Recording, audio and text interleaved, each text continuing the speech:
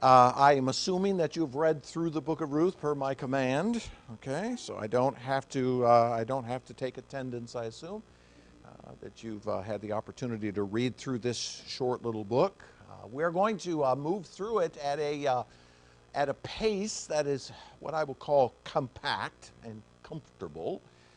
It's a short book, and because it's so compact, it really won't take very long to go through it. But we'll move through it at a fairly brisk pace, nonetheless, because of its shortness. We'll call it a fair pace, okay? And this morning I decided I want to deal with just the opening, or what sets the story in motion.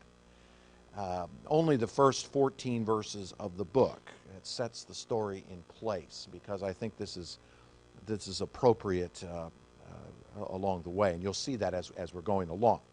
Now, the main character of the book is not Ruth. I mean, I know that's how she's titled, and so she's the one that everybody looks to and says, it's a book about her. She's crucial. I mean, no doubt she is the one who has great faith in the God of Naomi. She is the one who seeks out Boaz. She is the one who is ultimately, at the end of the book, the great-grandmother of David. But really, this story revolves around Naomi. It's really a story of Naomi more than it is even of Ruth. Ruth is, if the Academy Awards were being given for this book, Naomi would be the lead actress and Ruth would be a supporting actress in the story. So the only reason it's called Ruth is because she is at the end of the story, the great-grandmother of David. Thus she gets that primary position. It's Naomi who's the initial focus of the book. It's Naomi who's the initial focus. She is the one who is widowed in Moab. She's the one who returns to Israel with Ruth clinging to her. She is the one who has relatives who help, who suggest Boaz as a mate for Ruth and a redeemer for herself. She's the one at the end of the story who's praised by the local women after the birth. And she is the one who even names, if you will, the child as a part of the process. So she's really the primary character of this book. And the book opens with her. It opens with her. Ruth is not even a part of the picture until you get about halfway through the first chapter. It's really about Naomi. But the book also, as I said last week, really begins very darkly. This book starts with a natural darkness to it. And I use the word oppression to describe this darkness. There is an oppression that comes upon Naomi, a great oppression. And it's an oppression that comes from sinful choices on the part of others that make the way this oppression comes. But it's not just an oppression based on sinful choices. It's also an oppression of personal choices on her part as well, which is what I want to demonstrate as we get through our time this morning. All of this, if I might remind you, is a part of the cycle of sin and oppression that we talked of last week. The story begins with sin and oppression, the darkness of the times, the period of the judges, which finds its way into the story itself here. As the last sentence of the book of Judges says, there was no king in Israel in those days. Everyone did what was right in their own eyes. That becomes a darkness. In fact, we could make a strong argument that judgment is God giving you what you want. And so this period of time is a period of judgment. Pardon the pun. See it? It's a period in which men were doing what they wanted because there was no king in Israel, and thus they were being judged. This cycle then of sin and oppression begins with this kind of judgment that marks the times, but also the outline of the story itself. So this oppression marks the opening of the book, but it is also what makes the story glorious in the end. We must start with this sense of oppression and darkness at the beginning, because it's only against the backdrop of this darkness that the end of the story becomes as glorious as it is. It is in many ways an encapsulation of the entirety of the redemptive story of God Himself, where in the beginning it begins with darkness, but it ends with great glory. It's true for us in the gospel. Even though our lives begin with great sin and rejection of this God, it ends with great glory in the gospel. The message of the gospel, the good news of the gospel, is only understood against the backdrop of darkness and evil. So this is what you have starting this book. You have a sense in which the writer starts off with this great darkness and oppression. The redemption of Naomi and the birth of Obed are the climax of God bringing forth good out of evil according to his purposes and plans.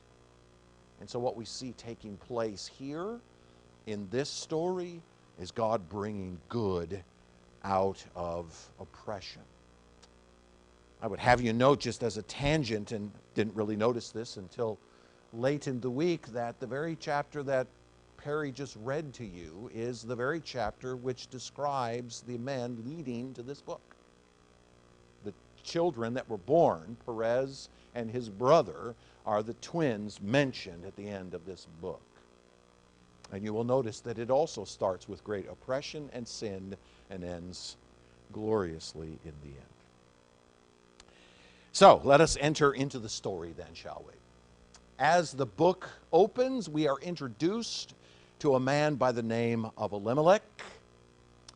And this man, Elimelech, has two sons, Mahlon and Chilion. Elimelech is from the tribe of Ephraim. He's called an Ephrathite in the book. That's from the tribe of Ephraim. Ephraim, if you know your geography of the tribes of Israel, probably don't. Ephraim was actually located very much in the center of Israel, Canaan. Ephraim was allotted territory in central Canaan in the hill country. It was surrounded by Dan to the west towards the sea, half tribe of Manasseh to the north, and also around towards the Jordan River, Benjamin and Judah on its south. So it was a landlocked territory granted to the Ephrathites in the middle part of the country. The early part of the book of Judges notes that the Israelites were confined to the hill country in the days of the Judges. So they're confined to this hilly land that runs as a spine north and south through Canaan, through the central part of Canaan. They are limited to that space. It won't be until the time of David when they're able to fan out into the valley towards the sea and across to the Jordan, in which they'll be able to extend themselves out more. This man is living near a town known as Bethlehem in Judah. Yes, this is the same Bethlehem that is the home of David and the birthplace of Jesus. It is located just south of the border between Judah and Benjamin, about 10 miles south of the city of Jerusalem. At this time, the city of Jerusalem is owned by the Jebusites, so it's not known as Jerusalem at this time. It's known as Jebus. This is a well-known village that existed in the days of the Judges. There are a couple of different mentions of Bethlehem in the book of Judges, although there's one having to do with one of the judges of Israel from Bethlehem, but that's a different Bethlehem. But there are a couple of references to this particular Bethlehem. In Genesis 35, we are told that this particular village is the burial place of Rachel, the wife of Jacob, was buried there. In Genesis 17, we are told about Micah the thieving apostate, who established a personal shrine in the city of Bethlehem. And then in the following chapters, 19 through 21, a Levite and his concubine tarry there in Benjamin for a day or several days. Her death in Gibeah to the south eventually leads to the Benjamite War, which occupies the last couple of chapters of the book of Judges. And so this is a very important little village, if you will, even from 3 generations prior to David himself.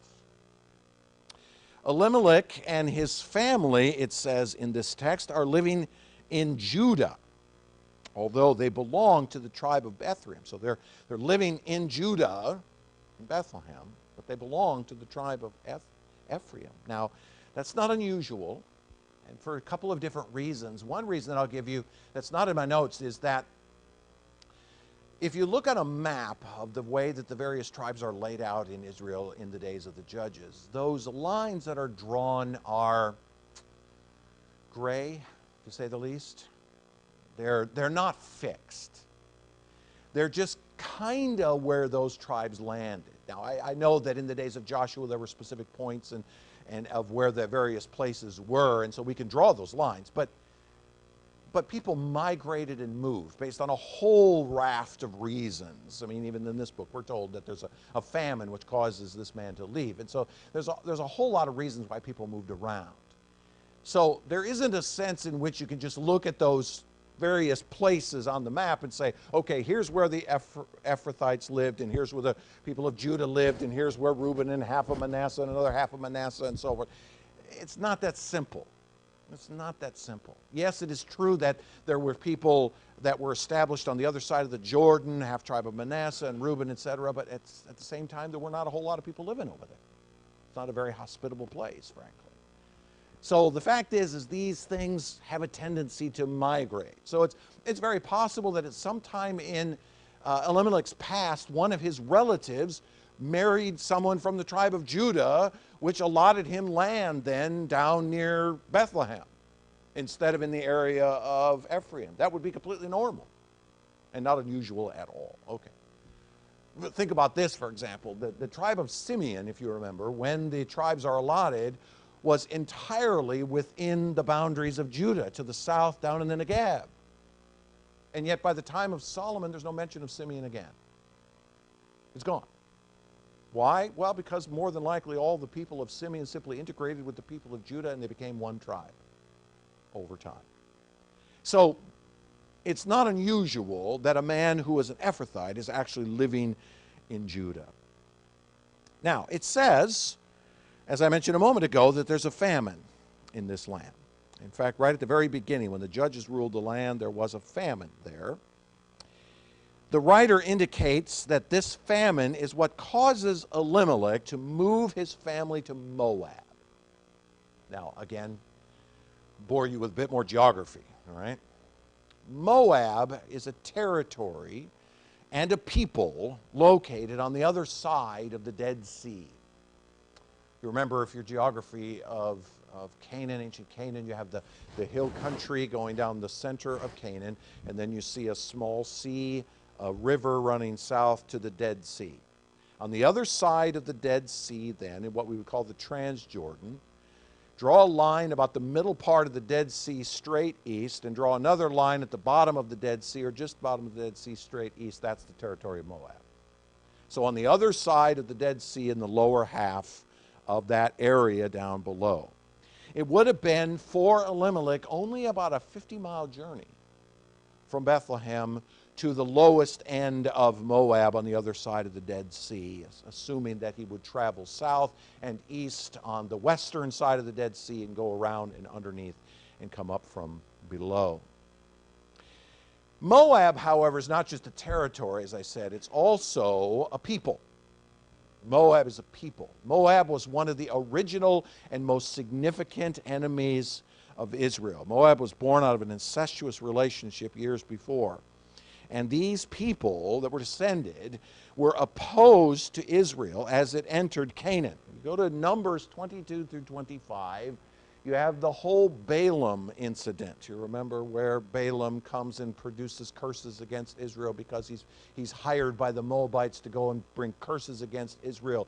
And his donkey speaks to him in the midst of this process. Okay, all of that is related to the people living there in that place. They were one of the first opposers of Israel when the people came from Egypt after their 40-year sojourn in the wilderness to come in and to take the land. And I think God purposely brought them around the bottom of the Dead Sea and north and into Canaan across the Jordan because he wanted the Israelites to come up against the Moabites there in that place. He purposed them to come to that territory. They refused to allow them to cross. They were afraid. The Moabites, I should say, were afraid of the Israelites coming into that territory. I don't know why. I mean, why would you be afraid when 2.5 million people show up at your southern border? I mean, there'd be no reason to be afraid of that whatsoever. especially the fact that they've got lots of flocks and herds going with them. But they were afraid, and they prohibited them from coming. And so God cursed them. According to Deuteronomy 23, verses 3 through 6, they were prohibited from the assembly of the Lord to the 10th generation. 10 generations later, from the time that these Moabites refused to let the Israelites in, for 10 generations they're prohibited, any one of them, from entering into the assembly of the Lord. That's a serious curse that God puts upon them. They are also mentioned in Ezra 9 as one of the nations that ultimately produced the exile that Ezra and Nehemiah brought the people back. Zerubbabel and Ezra brought the people back. They're mentioned as one of the specific peoples that had produced the exile itself. Thus, Elimelech moves his family to a land and a people that are dangerous to them. We read this story and we just sort of pass over it because we don't really think about the Moabites anymore. They're long since gone into the dustbin of history, and we don't really care anymore. But what this man did around 1100 BC was move his family directly into a land occupied by a people who just a few generations before had opposed the Israelites themselves. He moves his family into enemy territory. He moves them into a place that are dangerous to him. Now, at first glance, it would appear that the original trip was designed to be temporary. I have you notice in verse 1, it says in the ESV that he moved them there to sojourn in the country of Moab. That term, sojourn, is a term which is typically understood to be temporary. I go to sojourn in a place for a period of time in anticipation of leaving. To be a sojourn is to be a resident alien for a small period of time, particularly for a respite from something that you're running from, that you're being chased out from, okay? Joseph, you remember in Genesis 47, tells the Pharaoh, we've come to sojourn in Egypt for a brief time because there's a famine back in the land. So he invites his family to come and to sojourn there. There was no expectation on the part of Joseph that his family would stay there for 400 years. That's what happened. But it was a resident alien kind of thing. Israelite law that God had given on Sinai was specific about being kind to sojourners. Deuteronomy 24:17. When the sojourner, the foreigner, comes into your land, when he's running from something that has caused him to flee and he comes to your land, treat him with dignity, treat him with hospitality, help him. If he decides to stay, let him join the assembly by becoming one of you. But as long as he's a sojourner, a temporary inhabitant, treat him with respect. So it would appear, doesn't it, that as you first start the story, it appears as though Elimelech was going temporarily to that place. There's a famine, we're going to go there, but we're going to come back. But you will notice that as verse 2 unfolds, it changes. Sojourn goes to remained there at the end of verse 2, and then in verse 4, it changes to lived there. And you will notice in this text it says for 10 years. For 10 years. So that's not a sojourning anymore. It may have been originally intended that way. It may have been originally that Elimelech intended, I'm going to move my family there for a brief time. But apparently they decided to stay. Now, look at verse 6. We're not quite to verse 6 yet in the story, but I just have you notice something about verse 6. Then she arose with her daughters-in-law to return to the country of Moab, for she had heard in the fields of Moab that the Lord had visited people and given them food. Now, that phrase seems to indicate that they returned when the famine ended. Here's the problem. A 10-year famine in Canaan would have been a disastrous event. And when I say disastrous, I mean literally nearly destroying the entirety of the people of Israel. There's no record of any such thing in the book of Judges. So it's highly unlikely that that phrase means that after 10 years they discovered that the famine was over. No, More likely what it means is that the famine ended at some point prior to this time, but Elimelech and his family decided to stay. They got comfortable there, they stayed there. But Naomi now, in the midst of her situation, and you'll see the situation in a moment, in the midst of her situation, hears that there's food in Israel. And probably what that means is that she hears that the time of the harvest has come, and so she decides at the time of the harvest to go back. So it's not an indication that the famine lasted 10 years. It's more likely that the phrase simply indicates that Naomi decided to move her family back, or I should say move herself back, when food was most plentiful, at the harvest time. Now, read the rest of the story. What does Ruth do when she gets back? She goes to the fields and she begins to glean after the harvester. So there's clearly a time of harvest going on here, okay? So I think that the best way to interpret the first 6 verses of this book is this. Elimelech took his family and moved to Moab for respite from the famine, and he moved them even amongst their enemies, but stayed there even after the famine was over. He chose to stay in that place even after that. The 10 years seems likely to be interpreted that way. Now, once we get past verse 2, which tells us about who they are and where they were and what happened, it says in verse 3 then that Elimelech dies. Now, there's no reason given for Elimelech's death in this book. And there's no reason to assume any sort of nefarious motives here. As with every man, Elimelech's natural fate is recounted. It is appointed unto every man once to die, so Elimelech does.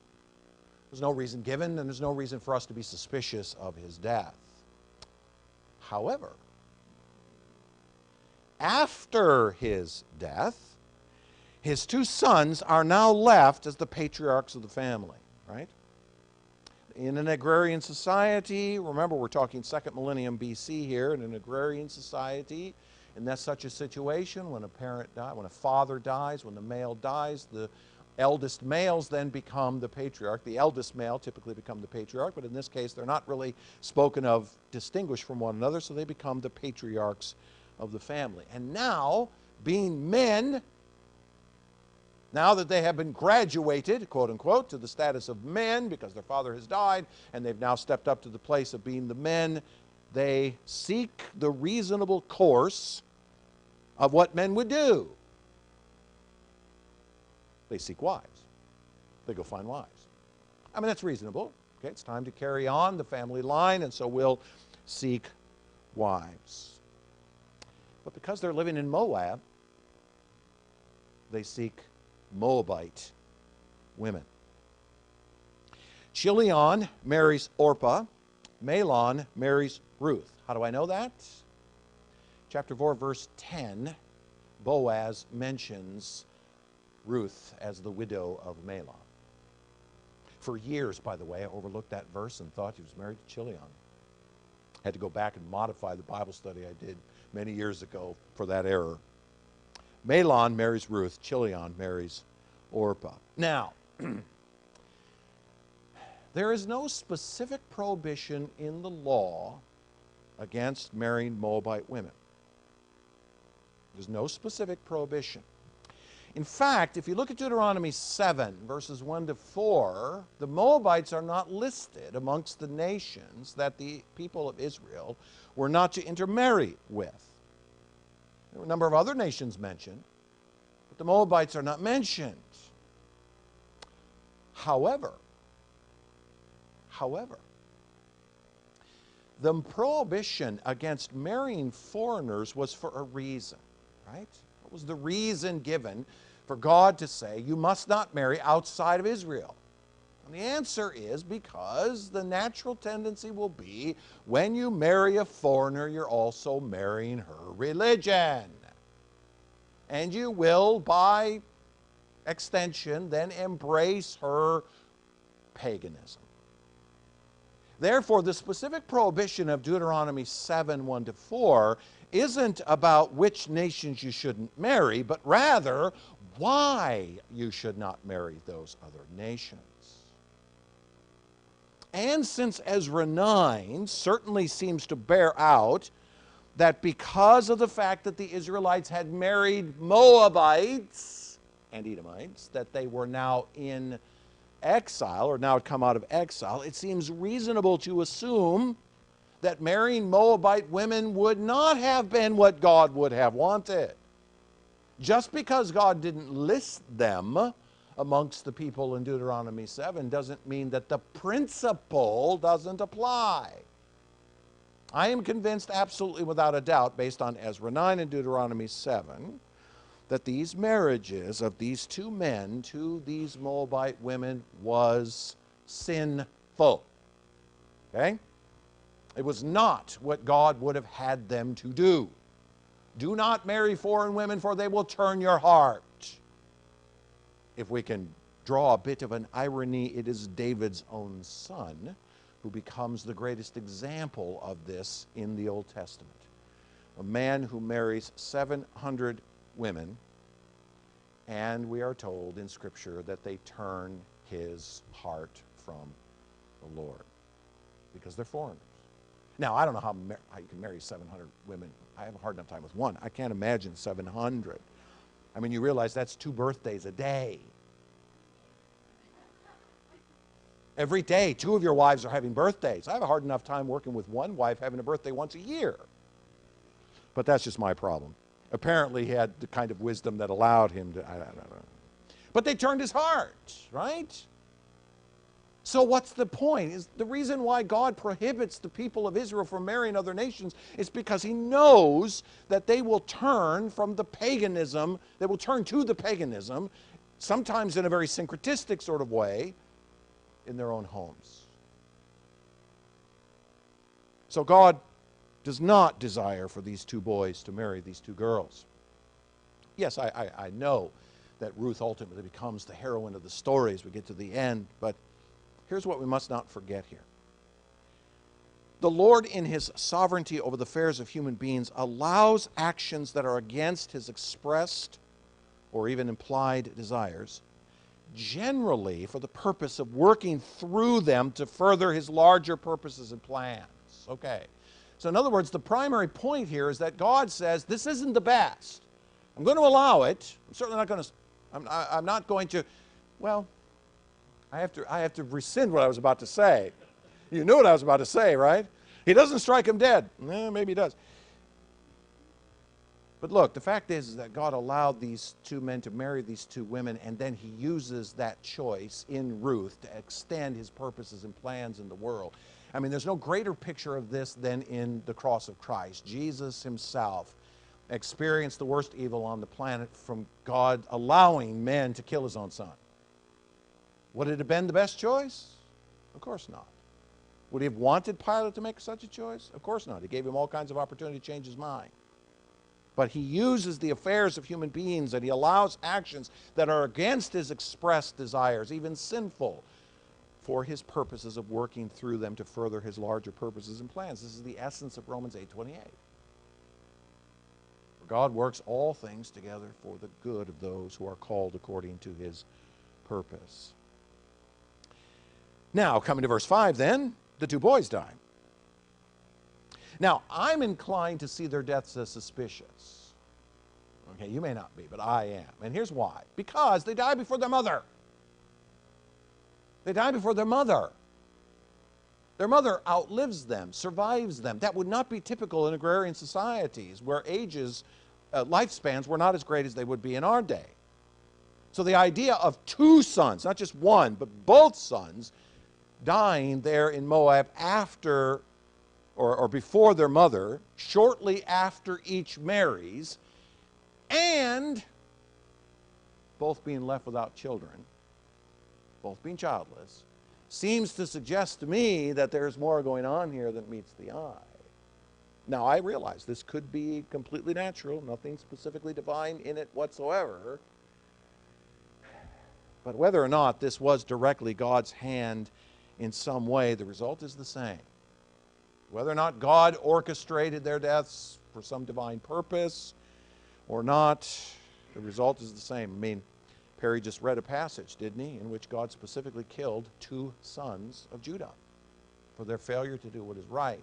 Nothing says he couldn't have done exactly the same thing here. So what do we have? Verse 5, both Mahlon and Chilion died, so that the woman was left without her 2 sons and her husband. She is now left as a widow, and so are her 2 daughters-in-law, both left as widows. 3 women who are now widows. For Naomi, she is a foreigner in a foreign land. She is an Israelite living in Moab. She has no financial support. Now, Ruth and Orpah clearly are emotional and spiritual support to her, but the means of financial support have evaporated, because in such an agrarian society in the 2nd millennium BC, a widow has no visible means of support. She has no prospects for gaining such financial support. Notice verse 12 when she says, even if I were to, I'm too old to have a husband. Even if I should have a husband and bear sons, would you wait for them to grow up? No. She doesn't see any hope of winding up with a husband, and the social structure of the time places her at the bottom of the ladder. She is in a hopeless situation from a financial and social perspective. So in my opinion, the story best unfolds if we see this situation as an oppression. A providential act of God to oppress this woman through her circumstances. Now I realize they're caused by poor or sinful choices on the part of Elimelech and the part of his 2 sons. I recognize that. But it's clearly a providential act of God to oppress her, driving her to the only recourse left to her. And what is the only recourse that she has? Go home. Go back to Israel. Go back to Bethlehem and see if there is some way that she could throw herself upon the mercy of her own people. That's her only choice. Otherwise, in this particular place, especially as a foreign woman, she really doesn't have much hope in this situation.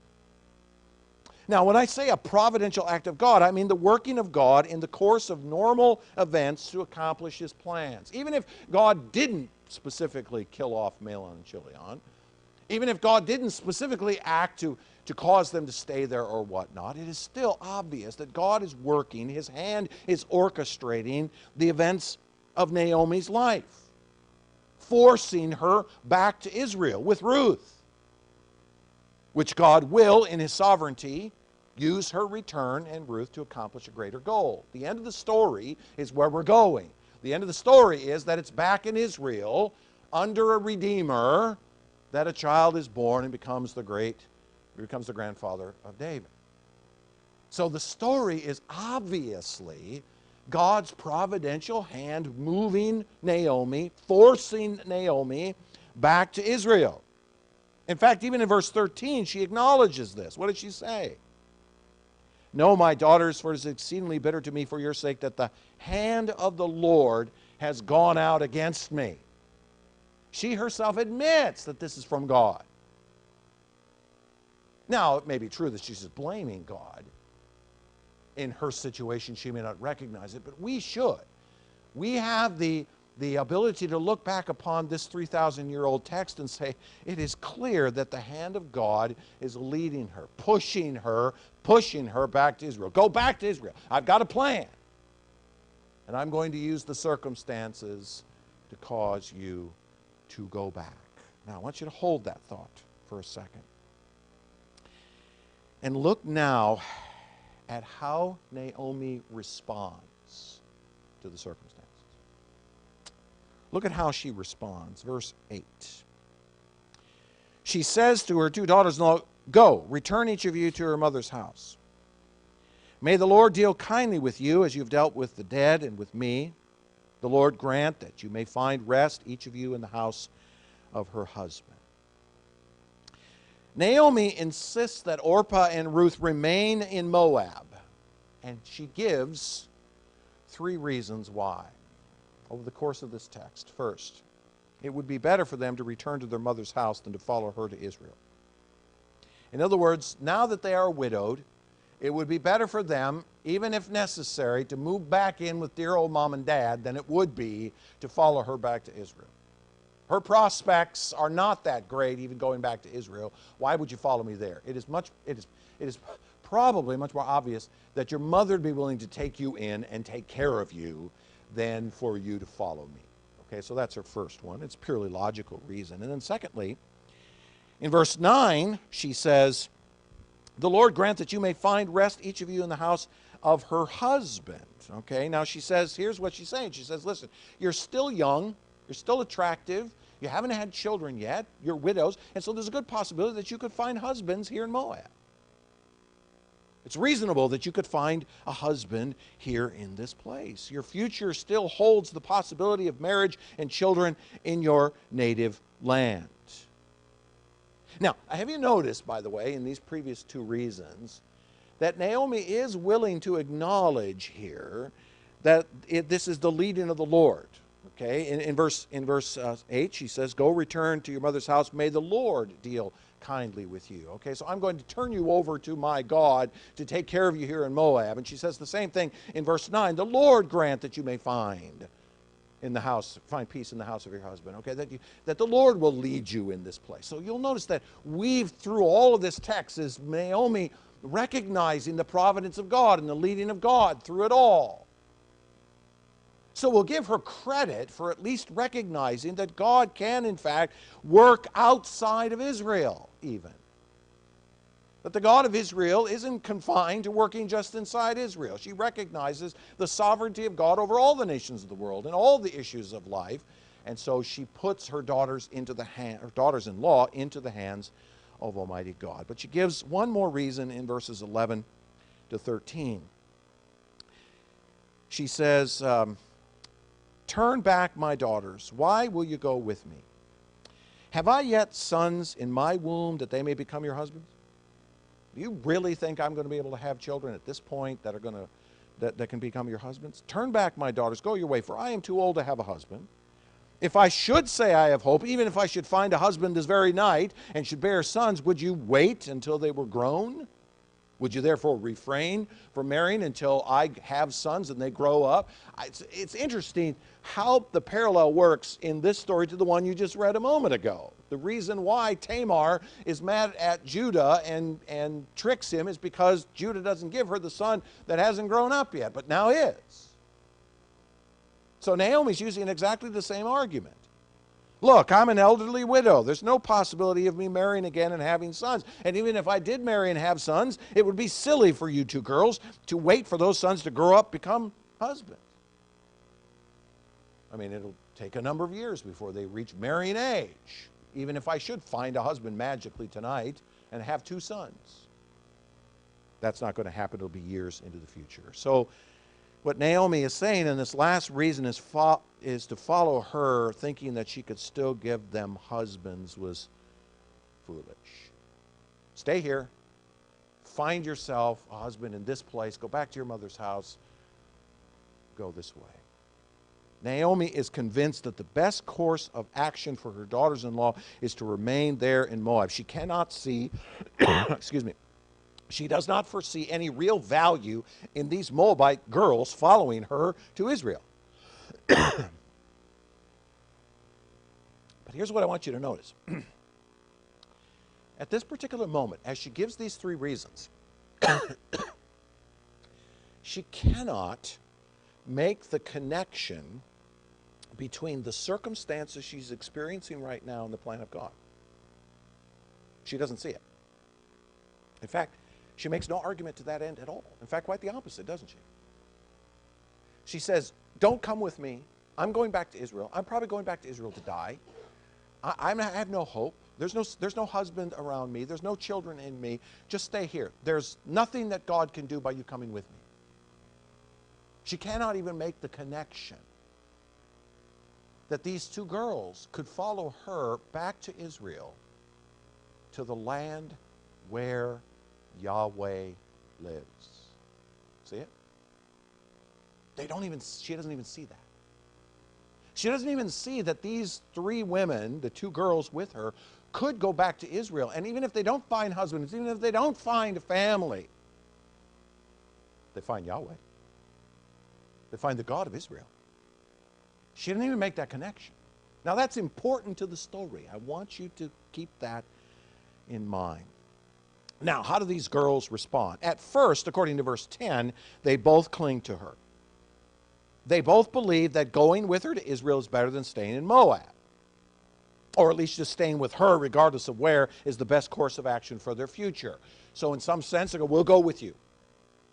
We'll go with you. But as Naomi brings her final reason why you ought to stay, starting in verse 11, right?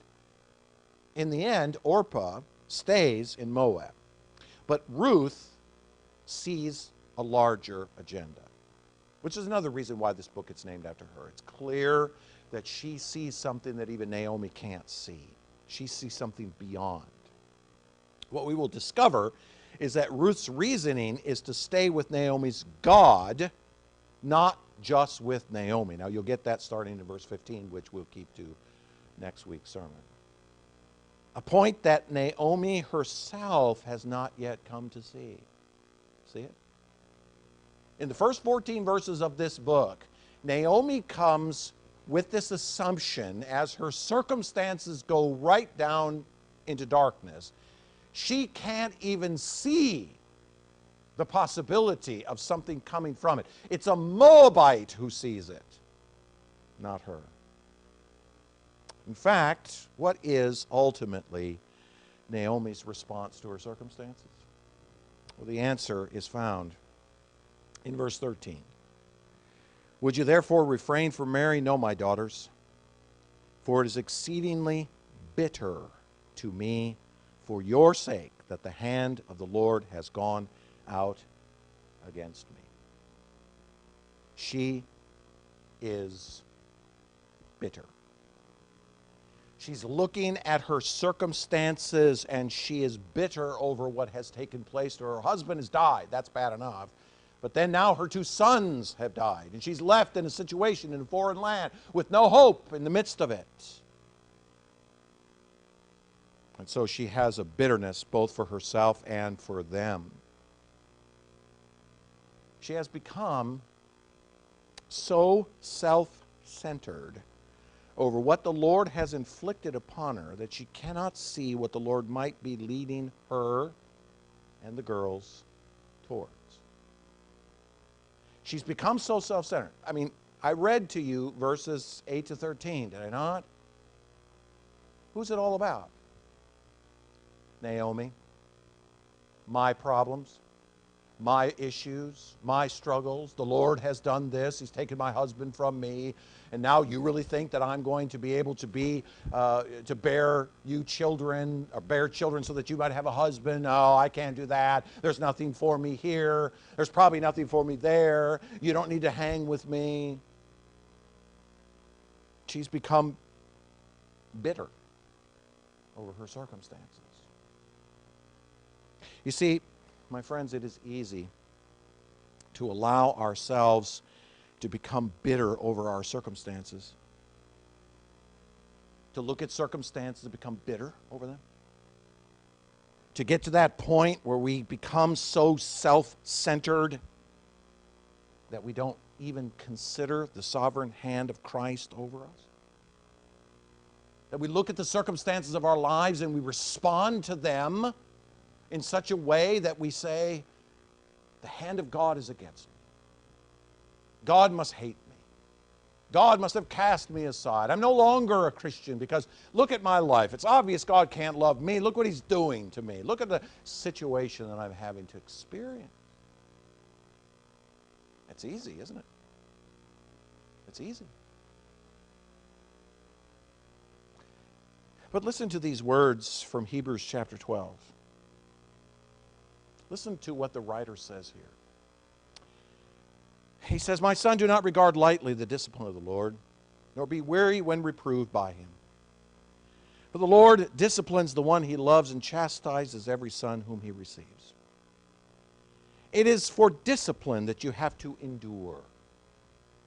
God is treating you as sons. For what son is there whom his father does not discipline? Those are words that fall hollow in our culture. if you are left without discipline in which all have participated, then you are illegitimate children and not sons. Besides this, we have had earthly fathers who disciplined us and we respected them. Shall we not much more be subject to the Father of spirits and live? For our earthly fathers, they disciplined us for a short time as it seemed best to them. But he that is God disciplines us for our good, that we may share his holiness. For the moment, all discipline seems painful rather than pleasant. But later it yields the peaceful fruit of righteousness to those who've been trained by it. Therefore, lift your drooping hands and strengthen your weak knees, and make straight paths for your feet, so that what is lame may not be put out of joint, but rather be healed. Strive for peace with everyone and for the holiness, without which no one will see the Lord. See to it that no one fails to obtain the grace of God, that no root of bitterness springs up and causes trouble, and by it many become defiled. You see, my friends, the circumstances of your life, all of the trials and tribulations and troubles, the pains, the sufferings, the griefs, the agonies, the depressions, the forlornment, the disappointments, all of what God has purposed into your life is for a purpose. It is for a purpose. This is not purposeless suffering. Naomi's suffering was not purposeless. It had a purpose. It had a value to Almighty God. Its intention is to strengthen us. And it is the Spirit who will use all kinds of circumstances in the life of the true follower of Christ to mold us into holiness, to train us in righteousness. We must never become bitter through our circumstances. There's no room for bitterness in the life of a Christian. The true follower of Christ should be looking through our circumstances, not at them, through them, to see this Christ who has had victory. For he himself said, in this life you will have trouble. But take heart, I have overcome the world. We are going to suffer.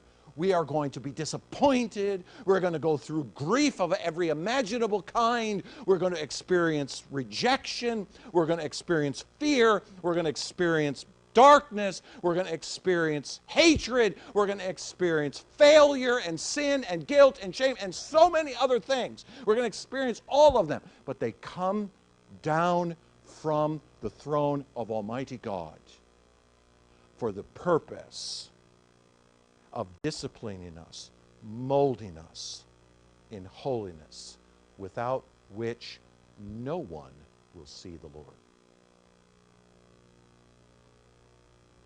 It's interesting that the writer in Hebrews in verse 15 speaks of this root of bitterness. It harkens back to a phrase in Deuteronomy 29, 16 to 18. You know how we lived in the land of Egypt, this is Moses writing, and how we came through the midst of the nations through which you passed. Nations like Moab. And you have seen their detestable things, their idols of wood and stone, of silver and gold, which were among them. Beware, lest there be among you a man or woman or clan or tribe whose heart is turning you away today from the Lord our God to go and serve the gods of those nations. Beware, lest there be among you a root bearing poisonous and bitter fruit. Is the irony there? What's he saying? Moses is saying the reason why you should not be out in that world marrying those women is because they're going to bring those idols and they're going to grow bitterness towards the true God in you.